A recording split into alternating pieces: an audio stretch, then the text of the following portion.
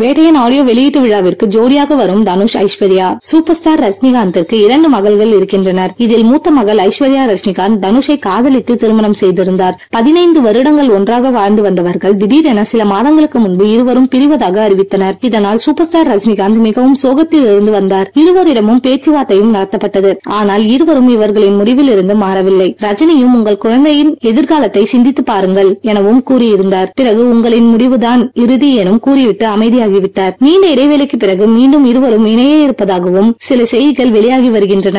சமீபத்தில் தனுஷ் படத்திற்கு ஐஸ்வர்யா ரஜினிகாந்த் வாழ்த்து தெரிவித்திருந்தார். அதே போல ஐஸ்வர்யா ரஜினிகாந்த் வெளியிடும் புகைப்படங்களுக்கு தனுஷ் தொடர்ந்து லைக் செய்து வருகிறார். இதனால் இவர்களின் மனக்கசப்பு தற்பொழுது சரியாகிவிட்டதாக சொல்லப்படுகிறது. இதனால் ரஜினி குடும்பத்தினர் மிகுந்த கொண்டாட்டத்தில் இருக்கிறார்களாம். தற்போது வேட்டையன் ஆடியோ வெளியீட்டு விழா பிரம்மாண்டமாக நடக்கிறது. இதில் தனுஷிற்கும் அழைப்பு கொடுக்கப்பட்டுள்ளதாக சில தகவல்கள் தெரிவிக்கின்றன. மீண்டும் தனுஷ், ஐஸ்வர்யா ஒரே நிகழ்ச்சியில், அதுவும் சூப்பர் ஸ்டார் நிகழ்ச்சியில் கலந்து கொண்டால் ரசிகர்களுக்கு கொண்டாட்டம் தான். இவர்கள் மீண்டும் இணைய வேண்டும் என்பதுதான் பலரும் ஆசைப்படுகின்றனர்.